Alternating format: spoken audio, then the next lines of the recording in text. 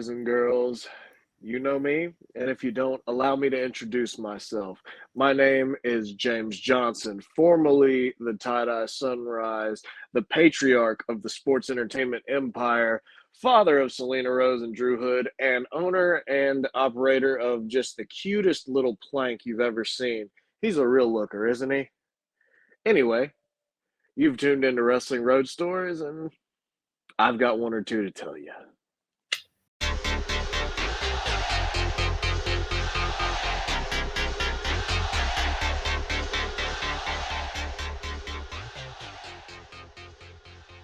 Awesome, man. Thank you for being with us. We appreciate your time. And let's just jump right into this and hit us with your worst road story. My worst road story. Well, it's almost anticlimactic because you've had Drew Hood's episode come out the day that I'm recording this, and we're in the car a lot together. But I'll go against the grain. Selena Rose is indeed a horrible driver, so every weekend we almost die. So you can always chalk that up there towards worst road stories. But I'll go back before I was traveling with Selena Rose and Drew Hood. There was countless trips where I was making 8, 9 hour one-way trips by myself because I couldn't get anybody to join me in the car.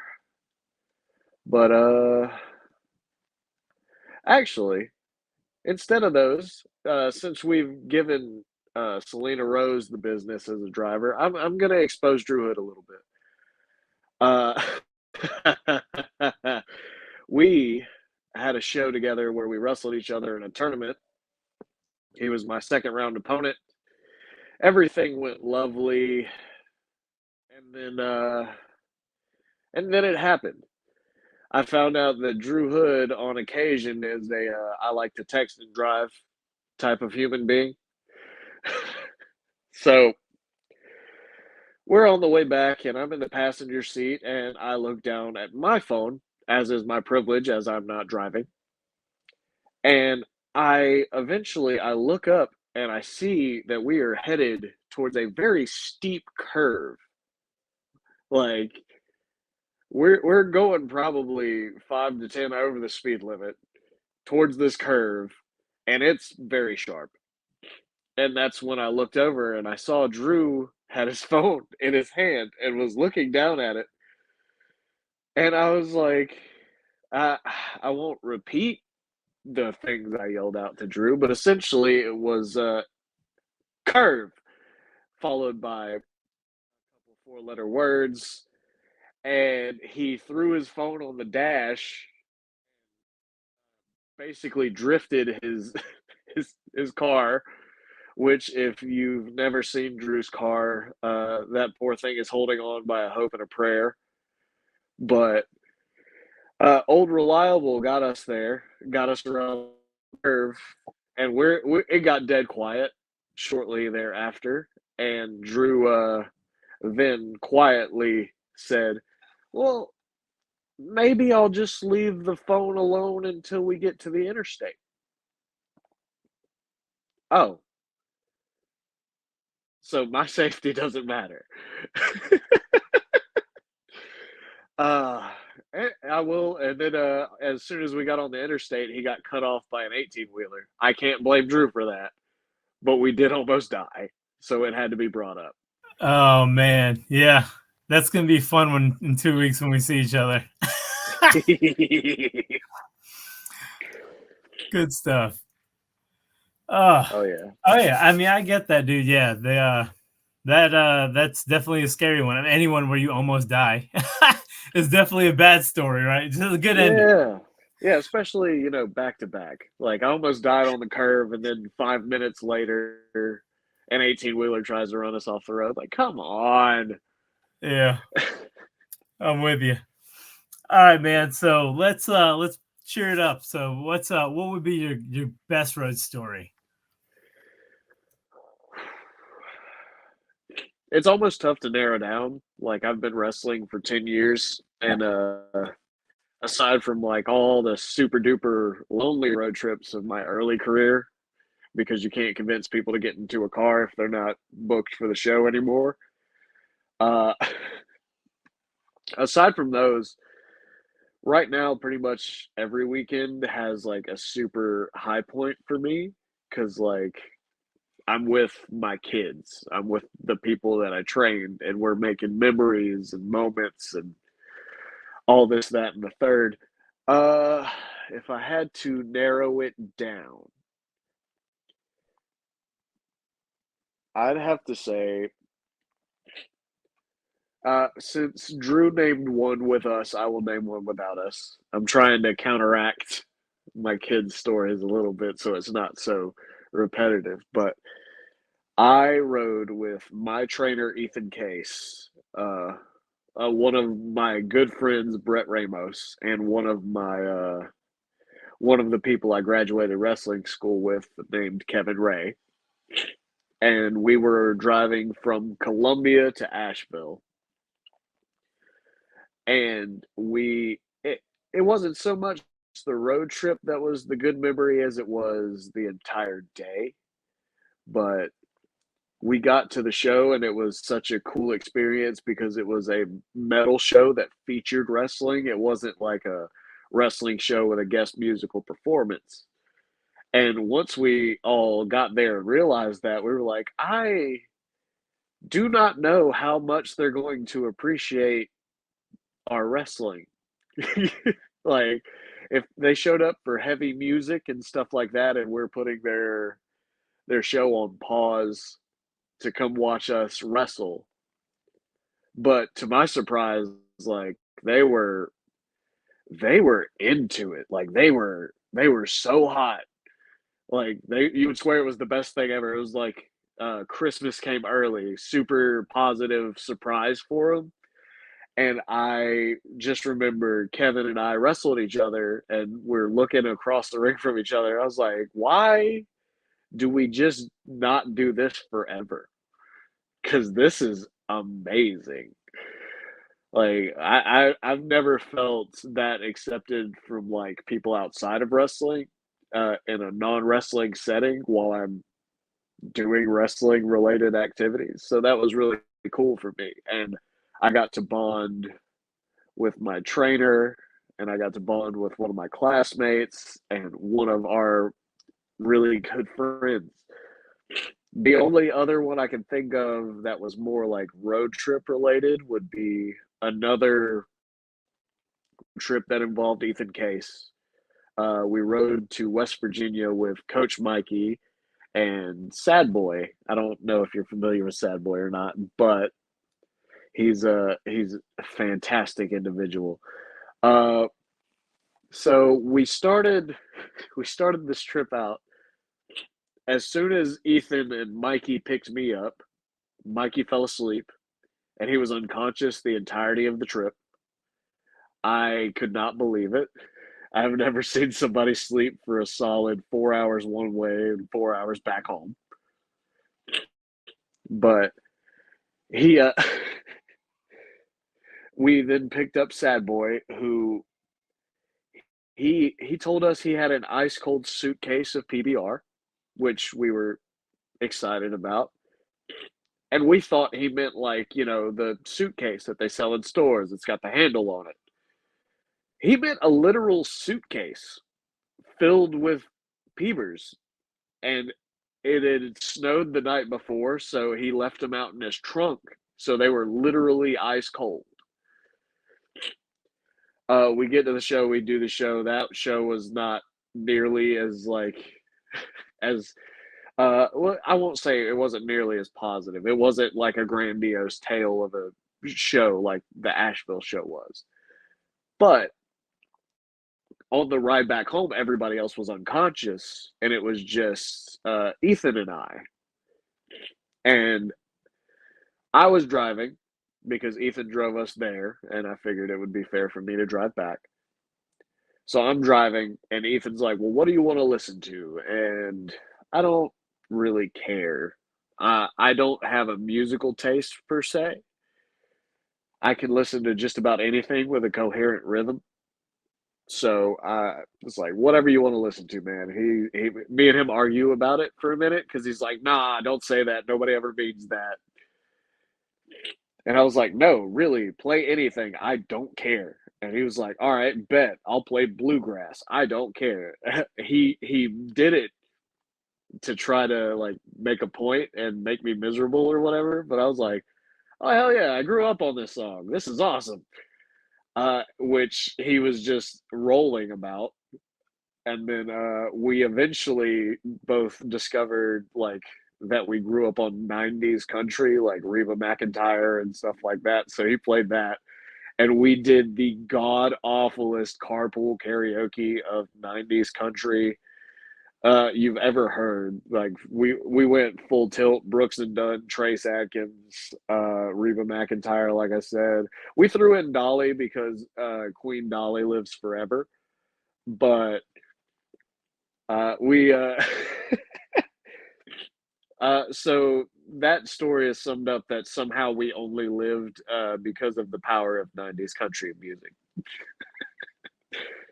He's such an awesome guy, man. I love every time I run into him, and like, he's you guys and him are one of the bigger reasons why I come to PCW. Like, I mean, it's a little bit of a trek. I mean, it's a trek for you, but yeah, man, I'm like, I love you guys. So like, when I saw you guys doing other things, and then I found out like that was your home, I was like, I'm coming. So yeah, so Yeah.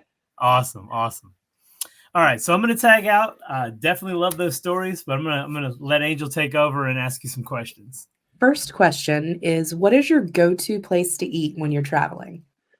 Ooh. Uh, a lot of times I will leave it up to the group in the car. Like, because it's usually myself, Drew Hood, Selena Rose. Sometimes my wife and son go along with us if the drive isn't like that far. Uh, so I leave it up to a group vote. We'll look to see what's close. Um, Before Drew jumped in the car with us as frequently as he has, when it was just Selena and I hitting like Pennsylvania and Tennessee and like these, Selena and I used to have a what do you call it? It's like a road trip tradition where we would just try like a local pizza joint because we were like, it would be really boring if we went to like if we went all the way across America, doing this whole indie wrestling thing. We're already limiting our exposure to the place to like, oh, this is what it looks like outside of a car window on the interstate. So if we limited our exposure to like, well, let's just go to McDonald's and Burger King or whatever, uh, then we're robbing ourselves of like part of what makes local stuff great. So Selena and if it's us, we find a local pizza place, we try one pizza and we rank it. Like there's a list. It's a written list. I didn't put it on like our notes on our phones because I've learned my lesson when I was keeping bookings solely on my phone, and then I lost everything. So, but like we have a whole list of pizza places we've tried. They're ranked. Like I'll tell you, one of our top ones is like we went to Florida for Fest Wrestling, and we had a place called Five Star Pizza, which the name Five Star Pizza to me means that it's going to be trash because you have the nerve to call yourself Five Star Pizza. That pizza is amazing. Like it was wild.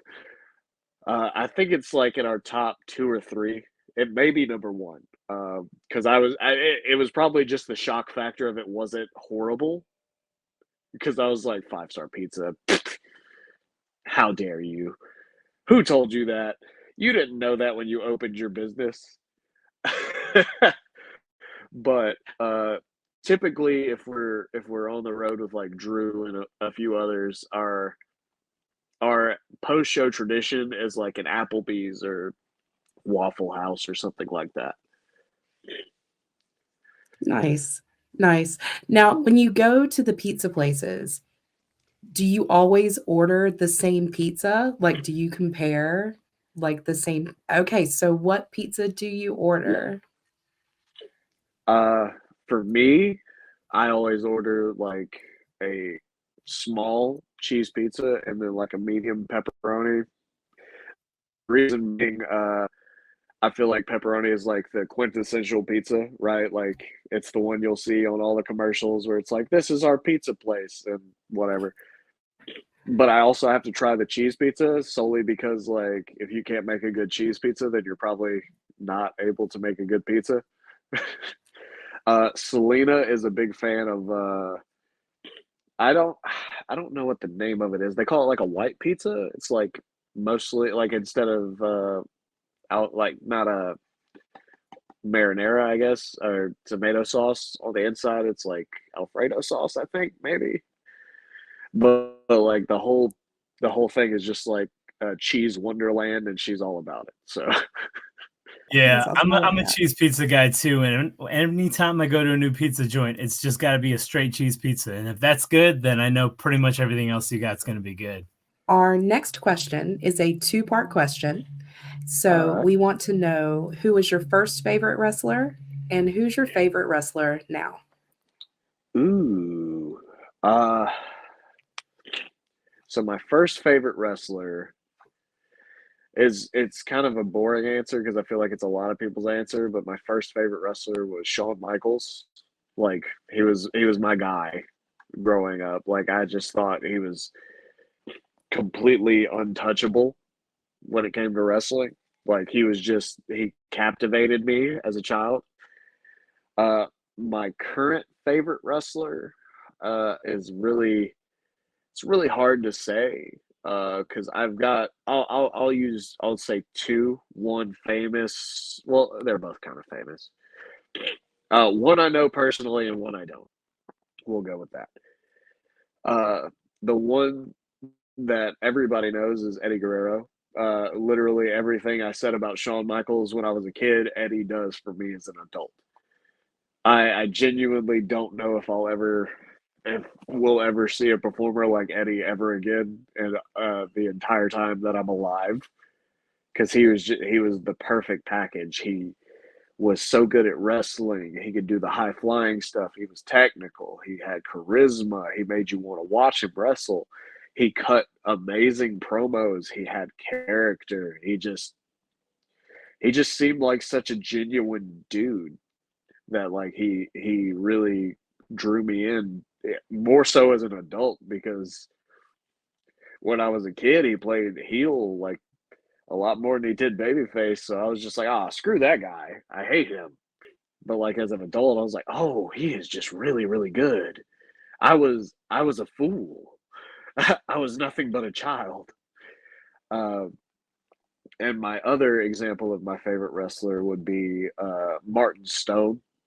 Uh, like I liked Martin's work like way before he got on NXT, and like I have a huge fondness for technical wrestling, and I think Martin is the technical wrestling guru. Like I always thought that. Disclaimer before anyone's like, "Well, you're biased because you know him or whatever," but no, no, no. Martin Stone is phenomenal, and he was one of my favorites since. God, I've been wrestling 10 years, and I knew about him before I ever started. So it's been a minute. So I liked him before he ever made it to NXT, and then full circle moment for me that was really cool was one of my last matches from 2022. Well, yeah, 2022. I wrestled Mason Miles at Palmetto, and Martin Stone was our agent. And he was super, super cool to work with. Like, he didn't know me from Adam. So, like, but he had known Mason, and he was like, well, Mason tells me you're really good, so I'm just gonna let you two do what you do, and when you get back here, I'm gonna let you know what you did well and what you did wrong, and things you can improve on, and just my opinion on things.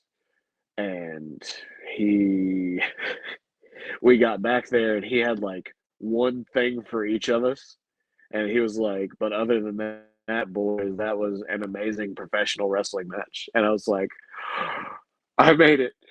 I made it! I can retire now. I'm good." That's so Oh, awesome, man. Yeah. yeah. What an excellent story and like opportunity that was for you. That's really awesome. I love that. I had the privilege of seeing him fight twice last year live, and yeah, I'm with you on that. I can also just talk to that guy. Like, he's got a great accent, right? So you just talk to him forever. Yeah, he caught me out of a crowd in WrestleCade. Like, I didn't even know that he was going to be there that early. Like, I messaged him and asked when he was going to be there, and I guess I just misread what he sent me because like I was just walking by. GCW had a show at WrestleCade this year. Yeah. We were watching that, and I was coming back from the bathroom, and I was walking by. They had a bar set up, and he was in line to get like a diet Pepsi, I think it was, or something like that. Because yeah, I don't. He doesn't drink anymore, and I'm very proud of him. But all I heard was "Oi!" And for some reason, I knew it was for me. And I just like it was like a slow turn, and then he was like, "Come here!" He just wrapped me up in a big like. I love Martin. He's such a good dude, man. Oh. Agreed. Next question is, who is your favorite person to wrestle? Oh, you can't do that to me. uh, You can have more than one, man. There's no shame in that game. Yeah, we're pretty casual on this show.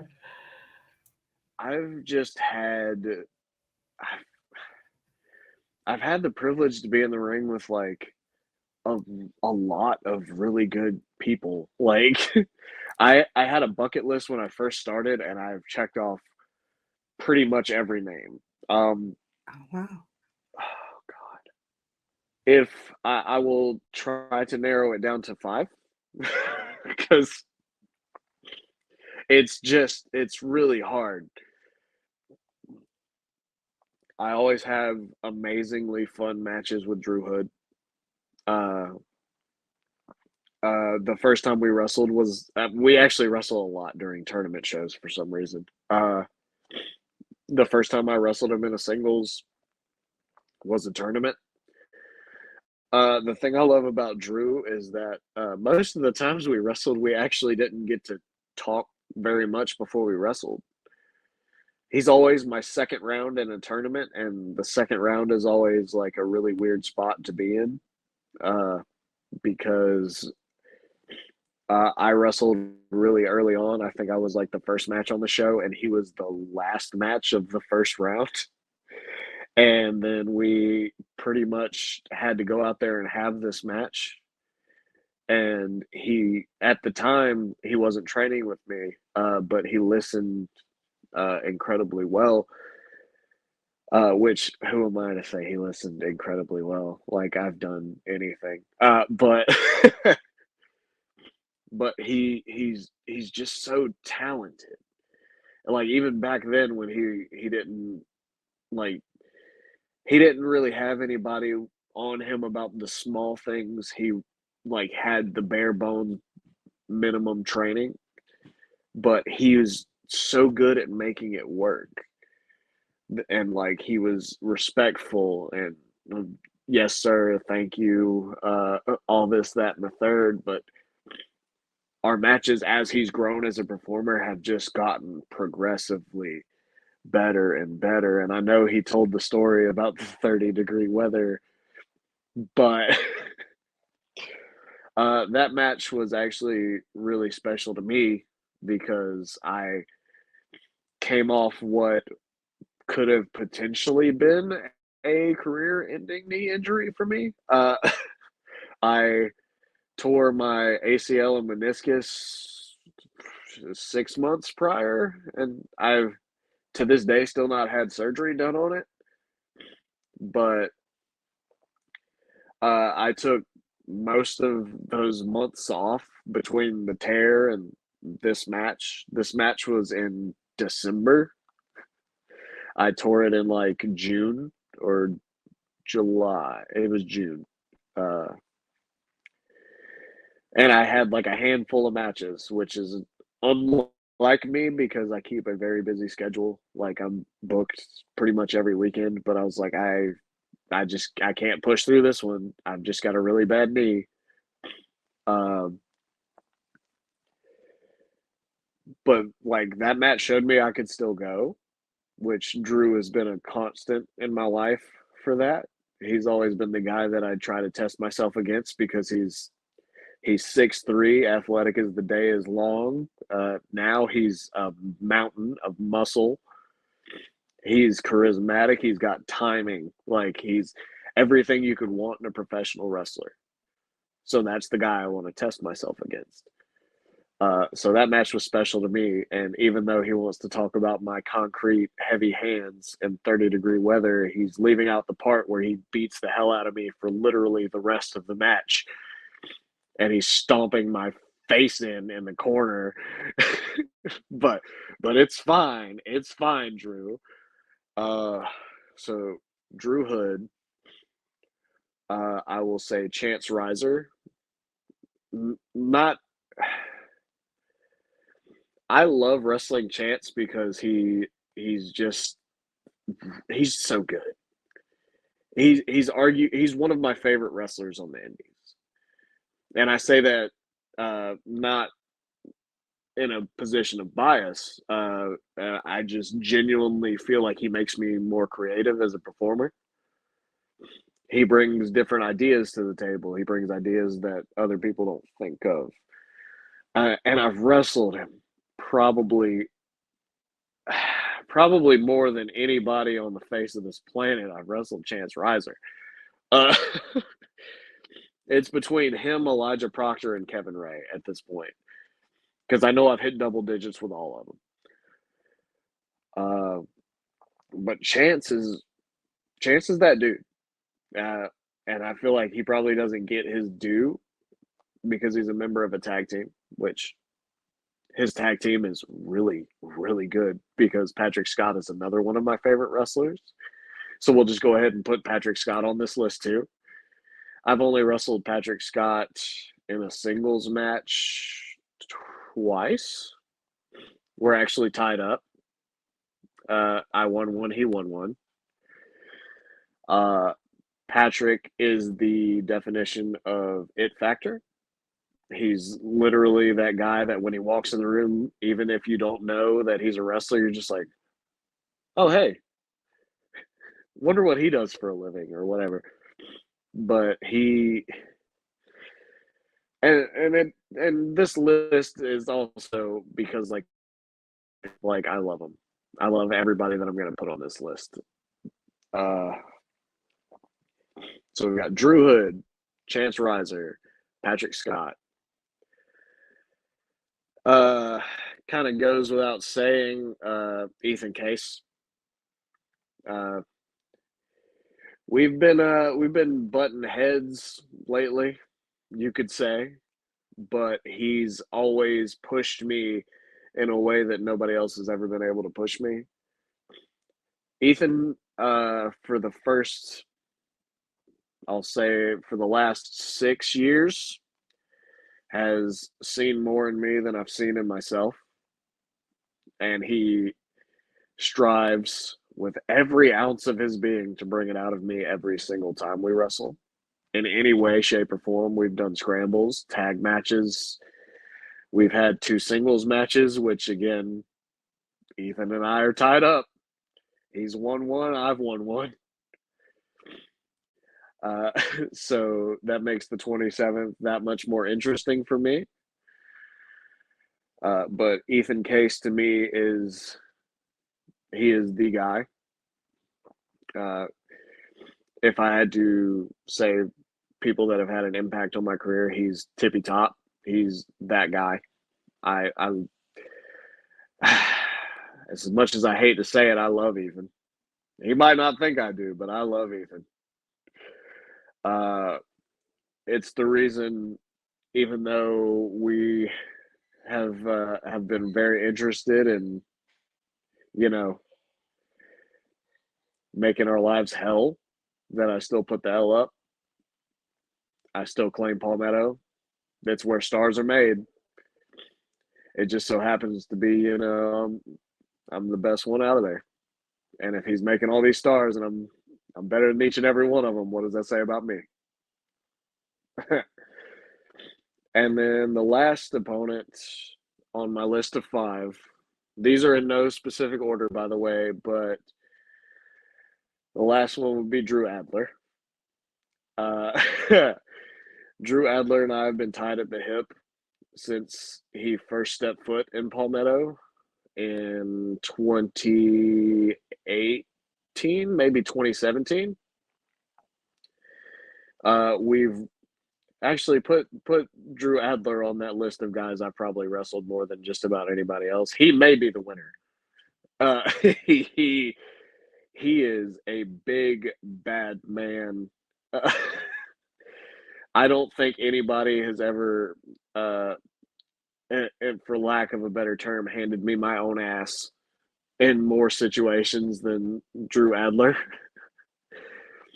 Uh, I I just I don't think I've ever had a match with Drew Adler where I've thought and been like, well, that wasn't any good. Like, Drew's so good, if I'm having an off night, he makes up for it. That's a scary thing to think about. Like, if I show up to a show, I'm going to be like, if I show up to a show and my head's not in it, or like I'm just sat there and I'm like, I don't know if I've got what it takes to bring this out of me today. Like, Adler's the guy that'll force me to do it. And I think that's terrifying. But those are my 5. Dude, that's so Wow. awesome. Of your 5, 3 of them have been on the show, Yep. and the other 2 Oh, are being worked on. So we have Chance, we've had Drew, and of Yep. course we've had the other Drew as well. So both Drews and Chance. I'm in oh touch with man. Patrick. Yep, I'm in touch with Patrick, and of course Ethan. So yeah, awesome, Oh, man. that's cool. Yeah. I love all those guys, dude. Yeah, like Drew. Drew, I think was like our 5th episode, and Yeah. I mean, I've seen him a handful of times, and he's always funny in person, and he just like turned it up for the pod. So like, He did. good You should stuff. check out that episode. It's so fun. Oh, It's I'm Yeah, fun. definitely going to. He's a literal pop culture fact and quote machine. Yeah. It's so weird, but it's once you get to know him for a little bit, you're like, this is the best. I would be offended if he did not quote Shrek in my direction at least once every time that we're near each other. Next question is, do you have a Ricky Morton story? Um, I have a few that I hesitate to put on record. Uh, so That's we're that's we're understandable. we're gonna skip through that, just to be safe. There will be, I can tell one, and I'm not even sure if he remembers it because this was from probably like 2016. It wasn't even like, it was during a period of time where I wasn't even remotely okay as a wrestler. So he's probably like, "Oh, I'll block this out of my memory. I hate this kid." But we were in a match, and I want to say it was about a royal, maybe.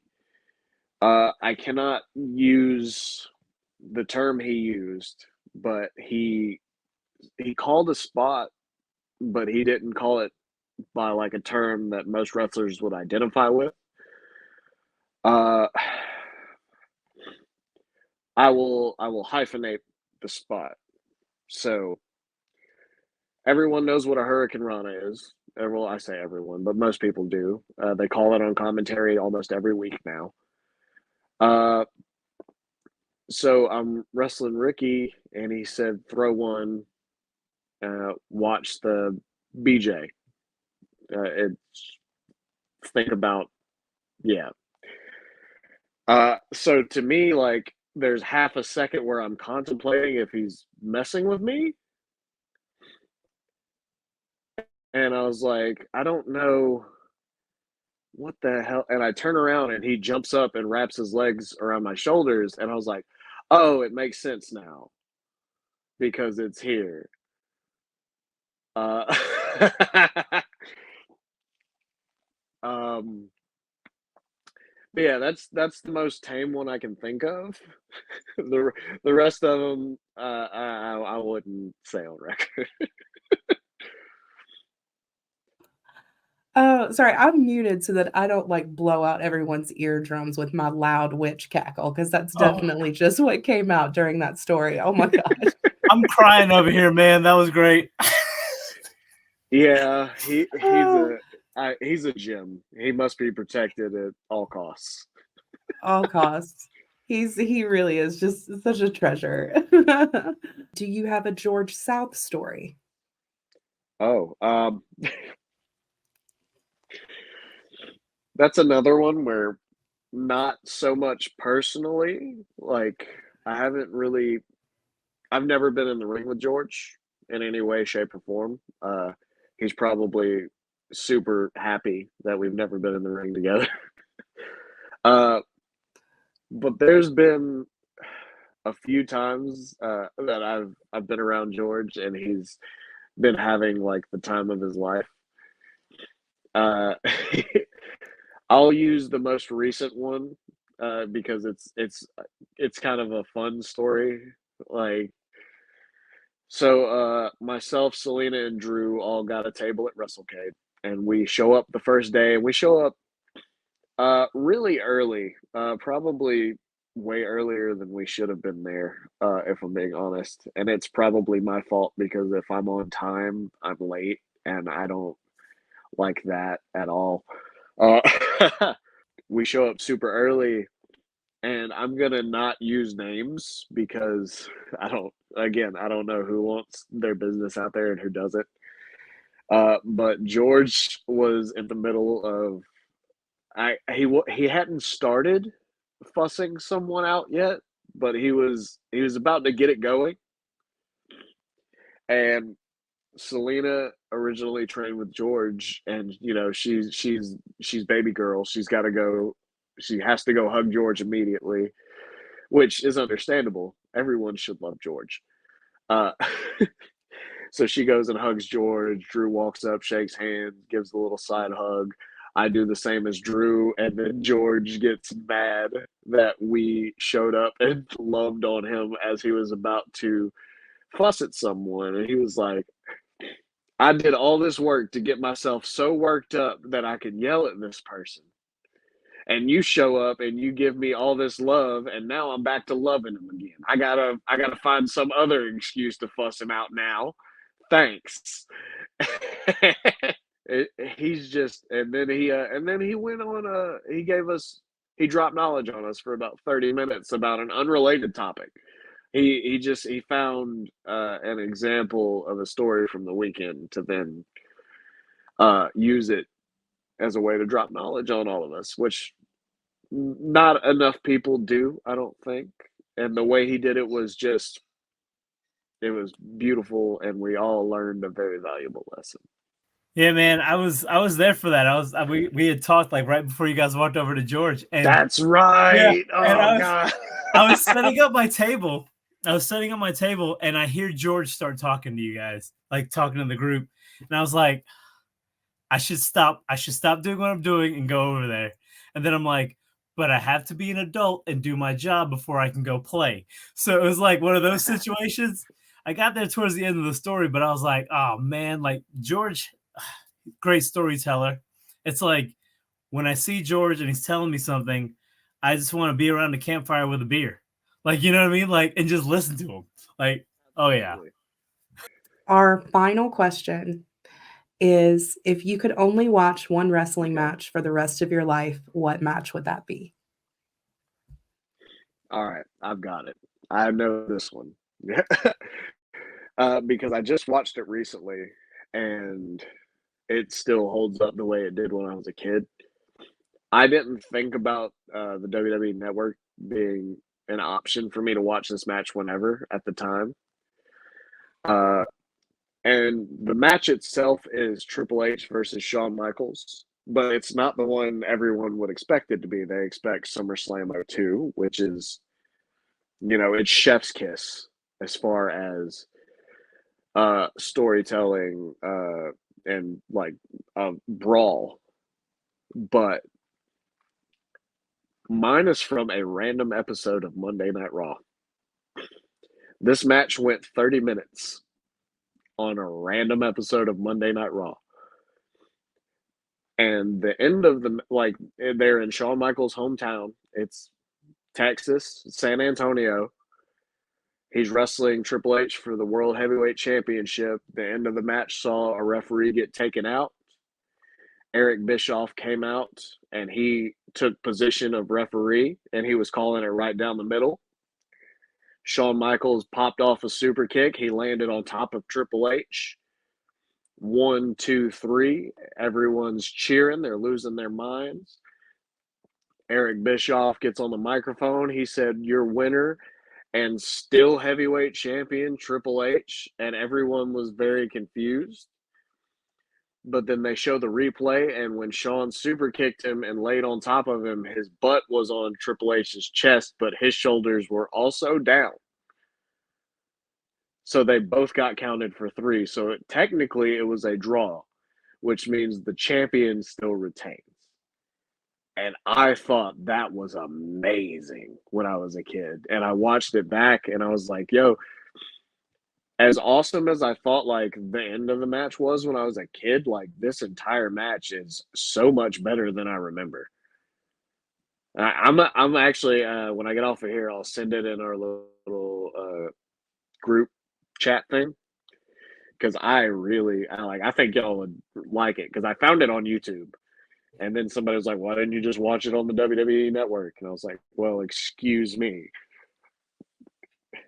Yeah, I need to see this match. I have not seen this match, and I love finishes like that. Like fuck finishes. Like I love that kind of stuff. So It yeah. was so creative because I thought when I saw Eric Bischoff come out as a kid that I was gonna be like, "Oh, well, here comes the screw job finish or whatever," and then he counted 3, and I was like, "Oh, well, there's no way he can get out of this," and then he did. I was really upset as a kid because Shawn was my guy. I've never heard of this match and I need to see it. So yes, please send us the I link will to send it. it. I will send as soon as we get off of here. Awesome. Awesome. Thank you. Yeah, I remember watching that match, but I'm definitely gonna need to rewatch it because yeah, I was a kid as well. I mean, yeah, I believe you and I are close to the same age, so yeah, it was Yeah, that's not public information, but we don't have to share any of that. exactly. Yeah, thank you. Yeah, that sounds really interesting, and now I want to watch it like immediately. All right, that is all the questions I have. What we like to do now is let everyone know where they can find you on social media. You can find me on X/Twitter/Instagram, all those fun places at tie-dye_Johnson. I'm looking for a very packed year. I'm very excited. It seems like everybody's putting me up there against some top-notch opponents this year. So 2024 is going to be one of them ones, boy and girl. That's awesome. That was all I had, Danny. Yep. No, man, that's a wrap for us, but we appreciate your time. Thank you for being on with us. Of Yeah. course. Thanks. Anything for you guys. I appreciate it, man. Thank We you. appreciate it. And yeah, I'll see you in 2 weeks for sure. And we'll always be in touch. So look forward to seeing that match that we just talked about as well. It's gonna be sounds like something to do after I get off work tonight for sure. Help me unwind. All right, bud. You have a good night. Thank you, guys. Thank you. All right. You too. Bye. Good night. Bye. All right.